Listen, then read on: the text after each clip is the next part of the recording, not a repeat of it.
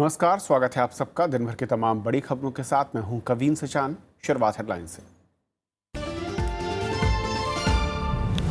GST परिषद की बैठक में मुआवजा फार्मूले पर सहमति। वित्त मंत्री जेटली ने कहा 2015-16 होगा आधार वर्ष। जीएसटी रेट के होंगे 4 स्लैब।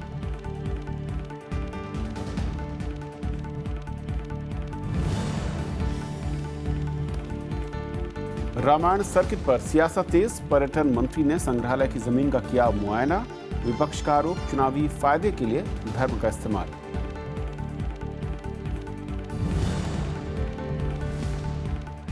कावेरी का पानी छोड़ने पर कर्नाटक के मुख्यमंत्री ने जताई मजबूरी। सुप्रीम कोर्ट का 2000 क्यूसेक पानी देने का आदेश। तमिलनाडु में दूसरे दिन भी रेलवे को प्रदर्शन।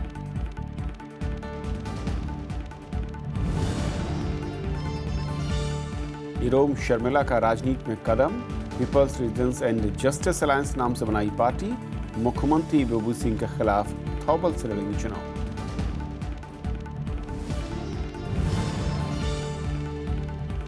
विवाद के बाद करण जौहर का ऐलान, भविष्य में पाक कलाकारों के साथ नहीं करेंगे काम। फिल्म निर्माताओं को मुंबई पुलिस से सुरक्षा का आश्वासन।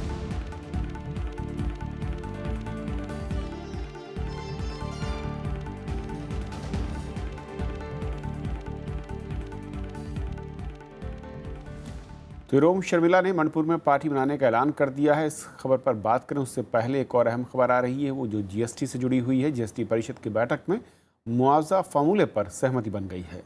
वित्त मंत्री अरुण जेटली की अध्यक्षता में जीएसटी परिषद की 3 दिन तक चलने वाली बैठक के पहले दिन ये फैसला हुआ है। वित्त मंत्री के मुताबिक इसके लिए आधार वर्ष 2015-16 होगा। केरल के वित्त मंत्री ने बताया है कि जीएसटी रेट के 4 स्लैब होंगे। 3 दिन तक चलने वाली इस बैठक में जीएसटी दर पर फैसला होना था। वित्त मंत्रालय ने परिषद में सभी मुद्दों पर आम सहमति के लिए 22 नवंबर की समय सीमा निर्धारित की है और ऐसे में बैठक महत्वपूर्ण मानी जा रही है। इस पे एक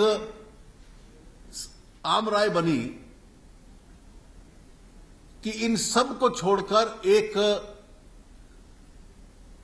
बीच का रास्ता औसतन ले लिया जाए, जो कि लगभग 14% बनता था, और 14% का सेक्युलर रेट हर राज्य के लिए माना जाएगा, चाहे उसकी टैक्स बॉयंसी ज्यादा थी थोड़ी सी या थोड़ी सी कम थी।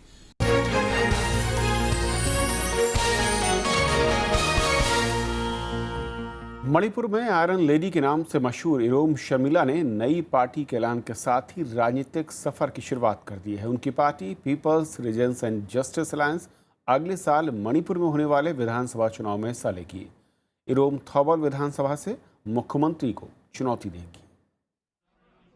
16 साल तक अनशन के बाद इरोम शर्मिला ने मंगलवार को राजनीतिक पार्टी के नाम का ऐलान कर दिया। पार्टी का नाम people's resurgence and justice alliance यानी प्रजा रखा गया है। ये एक क्षेत्रीय पार्टी होगी। मणिपुर में अगले साल होने वाले विधानसभा चुनाव में इरोम की पार्टी का असर देखने को मिल सकता है। इरोम अब आगामी विधानसभा चुनाव के लिए प्रचार शुरू करेंगी।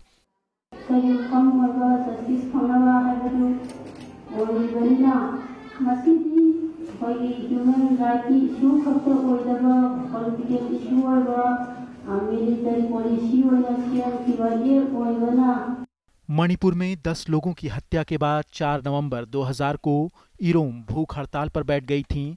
44 साल की इरोम ने आफ्स्पा हटाने के लिए 1.5 दशक तक लगातार संघर्ष किया, जिसकी गूंज दुनिया ने सुनी। उनके विरोध को दुनिया भर से मान्यता मिली और एमनेस्टी इंटरनेशनल ने उन्हें अंतरात्मा की कैदी की संज्ञा दी, लेकिन लक्ष्य पूरा नहीं हो पाया। आखिरकार 16 साल बाद इस साल 9 अगस्त को उन्होंने अनशन खत्म कर मुख्य धारा की राजनीति में शामिल होने का ऐलान कर दिया। इस मौके पर इरोम ने कहा था कि वो चुनाव लड़कर मणिपुर की मुख्यमंत्री बनना चाहती हैं। Bureau report, Rajya Sabha TV. और इस अहम मसले पर बातचीत करने के लिए हमारे साथ नॉर्थ ईस्ट सन के संपादक दीपक दीवान जुड़ रहे हैं। दीपक जी, स्वागत है आपका। दीपक जी, आपसे जब पहले भी चर्चा हुई थी, जब अनशन तोड़ा था, आपने कहा था राजनीतिक सफर की शुरुआत होगी, इसका उन्होंने ऐलान कर दिया। लेकिन सवाल ये कि मणिपुर की राजनीति में इरोम का महत्व या फिर उनकी जो पोजीशनिंग है वो क्या कहती है? देखिए, अगर आप मणिपुर की राजनीति देखें, 60 नंबर का जो विधानसभा है वहाँ पे, उसमें मात्र 3 महिलाएं हैं अभी। ये मेल डोमिनेटेड पॉलिटिक्स है मणिपुर में और औरतों को बहुत कम स्थान मिलता है। और 3 औरतें जो अभी हैं जो विधानसभा की मेंबर हैं, उसमें एक तो चीफ मिनिस्टर की पत्नी है, नंदोनी देवी। तो अब ये देखना पड़ेगा कि लोग जो इसको शर्मिला को जो उसने अनशन किया था, जो उसमें साथ दिया था, क्या वो इसमें इसको एक्सेप्ट करेंगे या नहीं। देखिए जब इन्होंने ये अपना उपवास तोड़ा था, उसके बाद कुछ ऐसी फोटो चर्चा ऐसी नहीं हुई कि जैसे मास मूवमेंट हो गई हो। इनफैक्ट वो तो अपना पूरा जो उनको समर्थन मिल रहा था लोगों से वो भी कम हो गया, बिल्कुल ही कम हो गया। लोग तो इनके अगेंस्ट थे कि ये उपवास क्यों तोड़ा। क्या उन्होंने कहा कि मेरी निजी जिंदगी है और ये मेरा निजी फैसला है, बस उन्होंने कहा कि मैं उपवास तोड़ के मैं अनशन खत्म नहीं कर रही, मगर मैं अनशन अपना दूसरी तरफ से चलाऊंगी। क्या दीपक जी, ये मैं कहूँ कि आप कह रहे हैं कि जो अनशन के दौरान समर्थन था, शायद जो एक बड़ी वजह रही होगी, रोम को लगा होगा कि जनाधार उनके साथ जुड़ रहा है, वो राजनीतिक लड़ाई किया, उस मैदान में आते आते आधा रह गया। आधा भी नहीं रहा।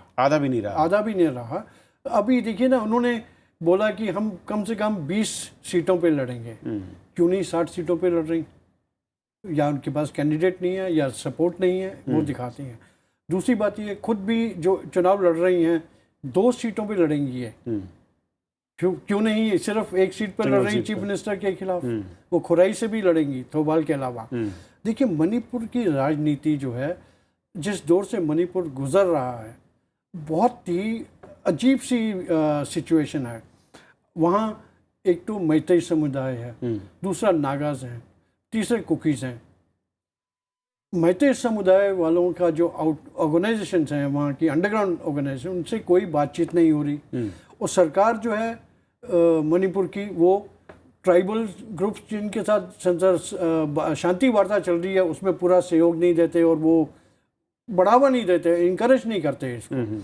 कल भी देखिए, कल ये 3 पक्षीय वार्ता होनी है दिल्ली में। होम मिनिस्ट्री, मणिपुर गवर्नमेंट और कुकी ऑर्गेनाइजेशन, जिसमें KNF है, UPF और KNO, उनकी शांति वार्ता कल होनी है। मगर कोई दिल से नहीं लगता कि मणिपुर गवर्नमेंट उसमें तो ये जो पार्टिसिपेट कर रही है। जो मैं कहूँ कि स्टेक होल्डर्स हैं जी, इन तीनों में से किसका सपोर्ट आपको लगता है कि रोम के साथ शुरुआती तौर पर देखेगा, जिसके चलते उन्हें मिल सकता है, या फिर विपक्ष और जो सत्ता पक्ष है उसके बीच में स्पेस की कमी है जो ढूंढना मुश्किल दिखता है? देखिए एक तो ये खुद मैतेई हैं। ये जो पूरा एजिटेशन हुआ है, इनका अनशन जो हुआ, ये वैली में ही रहा, इम्फाल में वहीं तक। हाँ, इम्फाल वैली और उसके जो 3 और डिस्ट्रिक्ट हैं, 4 डिस्ट्रिक्ट हैं, उसमें मैतेई लोग रहते हैं। तो नेचुरली उनकी जो सपोर्ट होगी अपने होम टाउन या अपने जो इम्फाल वैली में ही ज़्यादा होगी, ट्राइबल में नहीं लगेगा इतना। ये बात अलग है कि arm forces special powers act के खिलाफ जो इन्होंने अनशन किया था, उसमें उनको सपोर्ट मिली थी ट्राइबल एरिया से भी, लेकिन यहाँ पर मिलना मुश्किल दिख रहा है। यहाँ पे मिलना बहुत मुश्किल। लेकिन जो दूसरे बड़े मुद्दे हैं, मैं कहूँ कि क्या बड़े मुद्दे हैं जिनके जरिए रोम वहाँ के वोटरों के बीच में पाइट बना सकती हैं? करप्शन एक बड़ा मुद्दा रहा है, डेवलपमेंट दूसरा बड़ा मुद्दा रहा है, वो और शांति। हाँ, शांति। अब छोटी सी स्टेट मणिपुर में 28 अंडरग्राउंड ग्रुप हैं। It's like a cottage industry and there has, वहाँ एलिगेशन रहा है कि जी जो इलेक्टेड लीडर्स हैं उनका नेक्सस है। ये सब देखते हुए विजुलाइज नहीं कर पा रहे हैं हम कि अगर ये जैसे मुख्यमंत्री बनना चाह रही हैं, इनके पास क्या सोल्यूशन है इन सब बातों का? और दूसरा कैसे करेंगी? चुनाव की राजनीति में फंड, सपोर्टर्स, धनबल इस लिहाज से कहाँ पर खड़ी होती हैं और कितनी मजबूत या कितनी कमज़ोर ये इनकी पार्टी दिखेगी? देखिए वही अभी आने वाले दिन में पता चलेगा। अब आप केजरीवाल से मिलके चले गई। केजरीवाल, दिल्ली का इलेक्शन बिल्कुल ही अलग था।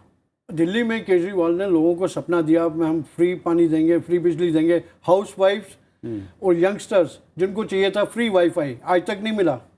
तो कहाँ है दिल्ली में फ्री वाईफाई? तो क्या मणिपुर में यूथ और महिलाओं पे अट्रैक्शन नहीं होगा रोम को लेकर? अभी बहुत जल्दी है ये कहना। मैं बता रहा हूँ ना, जैसे मणिपुर में महिलाओं का स्थान राजनीति में बहुत कम रहा है, ना के बराबर है।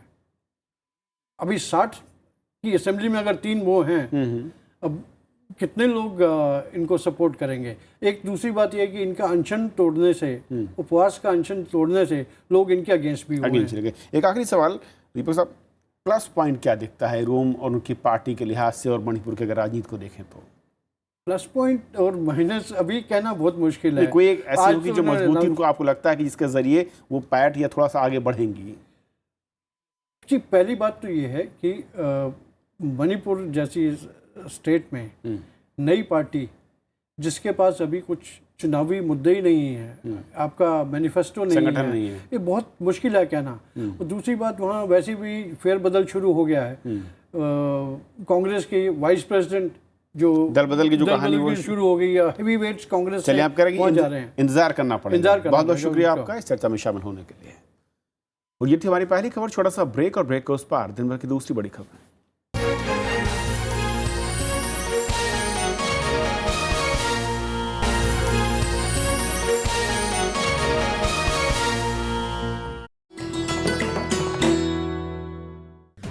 एमसी मैरी कॉम सफलतम भारतीय महिला मुक्केबाज, विश्व चैंपियनशिप में 5 स्वर्ण और 1 रजत, लंदन ओलंपिक्स में कांस्य और एशियन गेम्स में कांस्य पदक विजेता। 5 फीट 2 इंच लंबी मैरी को किया जाता है दुनिया की सफलतम महिला मुक्केबाजों में शुमार। खेलों में वरिष्ठ योगदान के लिए उन्हें मिले हैं पद्म भूषण, अर्जुन अवार्ड और राजीव गांधी खेल रत्न पुरस्कार।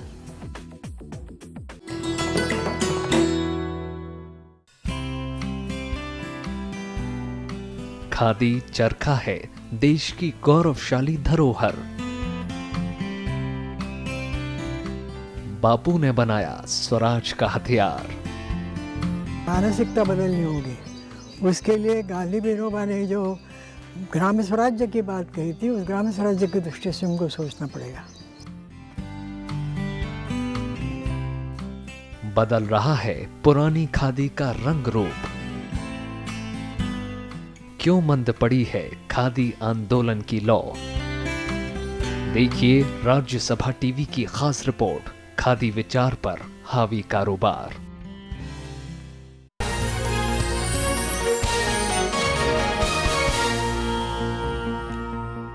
उत्तर प्रदेश विधानसभा चुनाव से पहले राम मंदिर को लेकर राजनीति तेज हो गई है। केंद्रीय मंत्री महेश शर्मा ने आज रामायण संग्रहालय के लिए आवंटित जमीन का मुआयना किया।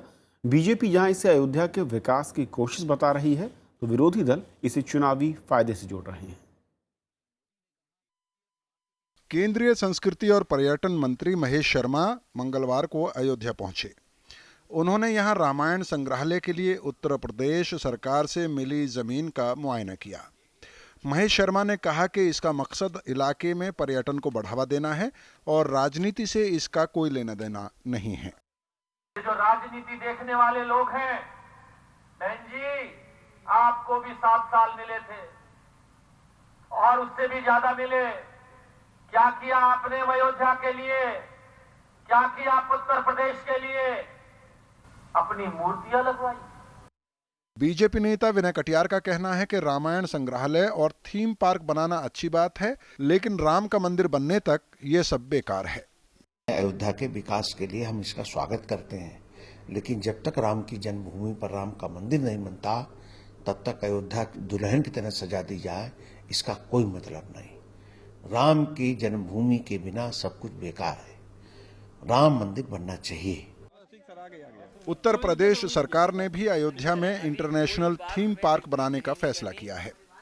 यह पार्क रामायण की थीम पर बनेगा। केंद्र और राज्य सरकार के इन फैसलों को लेकर विपक्षी दल हमलावर हैं। बीएसपी प्रमुख मायावती का आरोप है कि बीजेपी और समाजवादी पार्टी चुनावी लाभ उठाना चाहती हैं। उन्होंने कहा कि अगर अयोध्या को लेकर दोनों ही पार्टियां इतनी फिक्रमंद हैं, तो ये फैसला बहुत पहले हो जाना चाहिए था। कांग्रेस और सीपीएम ने कहा है कि चुनाव के वक्त बीजेपी को भगवान राम की याद आती है और वो हर 5 साल बाद ये मुद्दा उठाती है। कितने बार बीजेपी के लोग राम के नाम पे बात करेंगे, वोट मांगेंगे और कसमें खा के जाएंगे कि हम ये करेंगे, लेकिन उसके बाद क्या किया इन लोगों ने?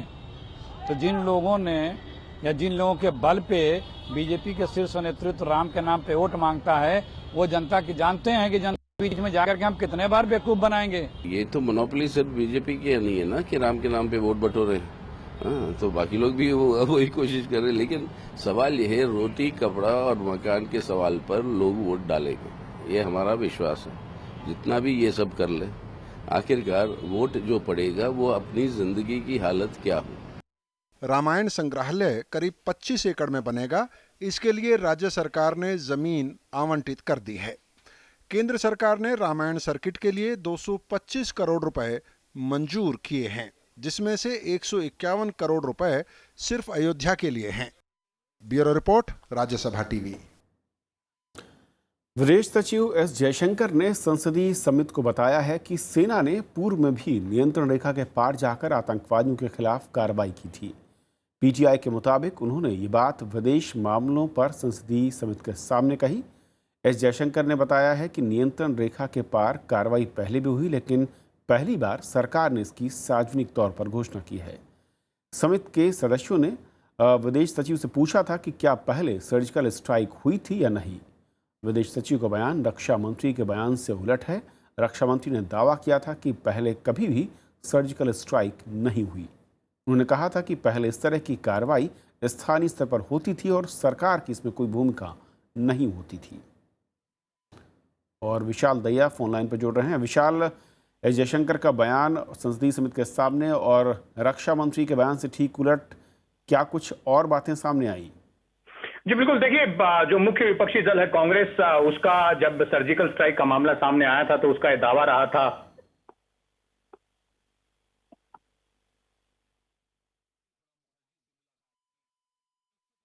विशाल, आपको आवाज मिल रही है?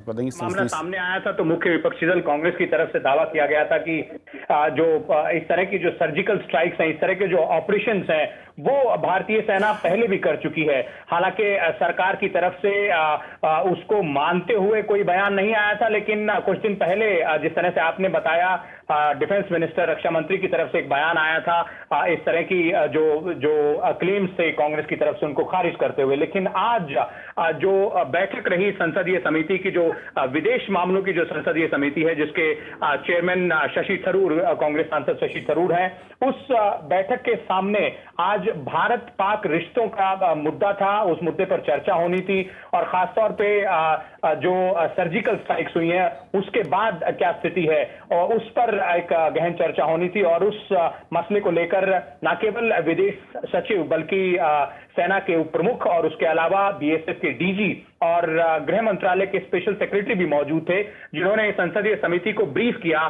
कि किस तरह से जो सर्जिकल स्ट्राइक भारतीय सेना ने की थी सितंबर के महीने में, उसको किस तरह से अंजाम दिया गया और उसके बाद किस तरह से जो रिश्ते हैं भारत और पाकिस्तान के डिप्लोमेटिकली और उनमें किस तरह से बदलाव आया है। और इसी दौरान सूत्रों के हवाले से जो खबर आई है उसके मुताबिक ये कि जो विदेश सचिव हैं, उन्होंने एक सवाल के जवाब में, सवाल जो कि एक सांसद की तरफ से पूछा गया था, उस सवाल के जवाब में उन्होंने कहा कि इस तरह के जो ऑपरेशंस हैं वो भारतीय सेना की तरफ से पहले भी किए जा चुके हैं। तो सीधे तौर पर यह जरूर माना जा सकता है कि विरोधाभास जरूर है विदेश सचिव और रक्षा मंत्री के बयान में, लेकिन सरकार की तरफ से खासतौर पर खुल के सामने आकर इस बयान की कोई सफाई देना, या फिर क्योंकि ये संसदीय समिति की कार्रवाई थी जिसके बारे में जो सांसद हैं या फिर बाकी जो अधिकारी हैं जो सांसदों को ब्रीफ करते हैं, वो खुले तौर पर मीडिया के सामने आकर हालांकि इसकी जानकारी पब्लिक नहीं कर सकते। बिल्कुल, बहुत शुक्रिया विशाल इस पूरे अपडेट के लिए आपका। उधर कर्नाटक ने तमिलनाडु के लिए हर दिन 2000 क्यूसेक पानी छोड़ने से इनकार कर दिया है। मुख्यमंत्री सिद्धरामैया ने कहा है कि कर्नाटक के पास छोड़ने के लिए पानी नहीं है। सुप्रीम कोर्ट ने आज ही 2000 क्यूसेक पानी छोड़ने का आदेश दिया था। ये व्यवस्था अगली सुनवाई तक के लिए जारी थी। कोर्ट ने कर्नाटक और तमिलनाडु से अपने अपने राज्यों में शांति कायम रखने को भी कहा है। सुप्रीम कोर्ट में तकनीकी रिपोर्ट ने कल अपनी रिपोर्ट सौंपी थी।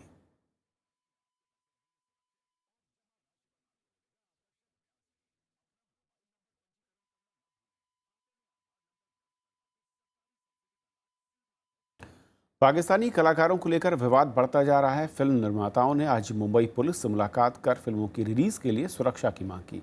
ताज़ा विवाद फिल्म दिल मुश्किल को लेकर है, जिसमें पाकिस्तानी कलाकारों ने काम किया है।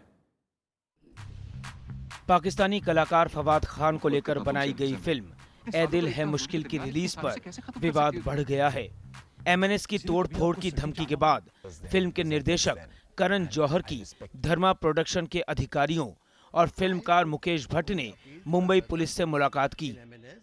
इन्होंने 28 अक्टूबर को रिलीज हो रही फिल्म के लिए सुरक्षा की मांग की। मुकेश भट्ट ने कहा कि एमएनएस उनके भाई की तरह है और हम उनसे भी शांति की अपील करते हैं। So I would only appeal to my brother in MNS to be with us. Let us have peace together. Let us not make the terrorists feel that he has won the battle by making us fragmented.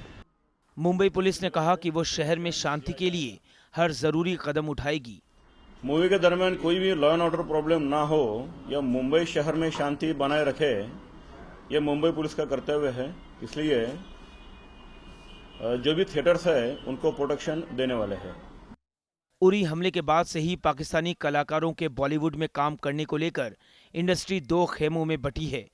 Indian motion pictures producers association ने पाकिस्तानी कलाकारों को काम नहीं देने का प्रस्ताव पारित किया था। सिनेमा मालिकों की संस्था ने भी महाराष्ट्र, गुजरात, कर्नाटक और गोवा में पाकिस्तानी कलाकारों वाली फिल्में नहीं दिखाने का फैसला किया है। इन सब के बीच निर्देशक अनुराग कश्यप ने पिछले दिनों ट्वीट कर प्रधानमंत्री नरेंद्र मोदी से लाहौर यात्रा के लिए माफी की मांग की थी।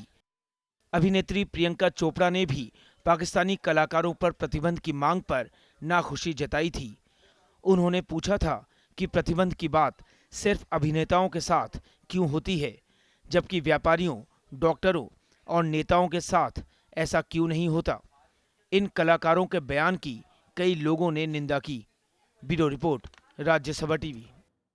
फिल्म निर्माता करण जौहर ने कहा है कि वो आगे से पाकिस्तानी कलाकारों को फिल्मों में नहीं रखेंगे। उन्होंने कहा कि पिछले साल जब ये फिल्म बन रही थी तब दोनों देशों के बीच रिश्ते सामान्य थे।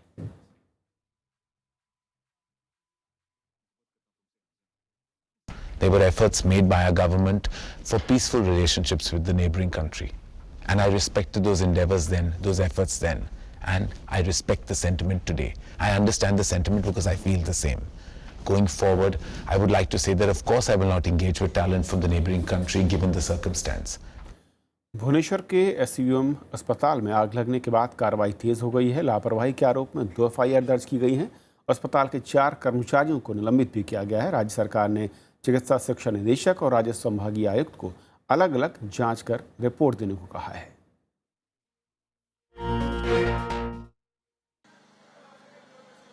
भुवनेश्वर के एसयूएम अस्पताल में लगी भीषण आग के बाद की तबाही का मंजर हर जगह बिखरा पड़ा है। मरीजों के रिश्तेदार अब भी सदमे में हैं और उनका बुरा हाल है। राज्य सरकार ने आग की वजहों की उच्च स्तरीय जांच शुरू कर दी है। अस्पताल के आईसीयू, डायलिसिस और इमरजेंसी यूनिट को सील कर दिया गया है। सरकार ने सभी अस्पतालों में आग से संबंधित सुरक्षा मानकों की जांच के आदेश दिए हैं। We will make a review of all the fire precautions, the safety precautions which have been taken by the hospitals in the state in the next few days. Permission is given by the fire department, but implementation is the responsibility of the hospitals. SUM अस्पताल से 106 मरीजों को दूसरे अस्पतालों में भर्ती कराया गया है। मुख्यमंत्री नवीन पटनायक ने इन अस्पतालों का दौरा कर मरीजों का हालचाल जाना। एसयूएम अस्पताल का कहना है कि अधिकतर मौतें दम घुटने से हुई। ज्यादातर मरीज वेंटिलेशन पर थे। You have to understand that this number of 20, quite a few people died of asphyxia, and what happens in asphyxia, it is not the fire that has, affected those people. It's the smoke, and everybody's lung capacity is not the same. अस्पताल में आग सोमवार शाम करीब 7 बजे लगी थी। माना जा रहा है कि पहली मंजिल पर डायलिसिस वार्ड में शॉर्ट सर्किट से आग लगी। देखते ही देखते ये आईसीयू तक पहुंच गई। 3 घंटे की मशक्कत के बाद आग पर काबू पाया जा सका। 1 दर्जन से ज़्यादा एम्बुलेंस के जरिए मरीजों को दूसरे अस्पतालों में पहुंचाया गया। केंद्र सरकार ने भी ओडिशा सरकार को हर मुमकिन मदद का भरोसा दिलाया है। जिन मरीजों को उपचार की दृष्टि से all India institute of medical sciences लाना है, उनको हम लाएं और हम पूरी व्यवस्था उनकी करेंगे। भारत सरकार के अधिकारी प्रदेश सरकार के अधिकारियों के साथ संपर्क में हैं और सारी व्यवस्थाएं पेशेंट्स को दी जा रही हैं। अस्पताल में आग लगने का ये पहला मामला नहीं है। 2011 में कोलकाता के AMRI अस्पताल में आग लगने से 85 मरीजों समेत 89 लोगों की मौत हो गई थी। Bureau report, Rajya Sabha TV. तो खबरों के आज के सफर में इतना ही। नमस्कार।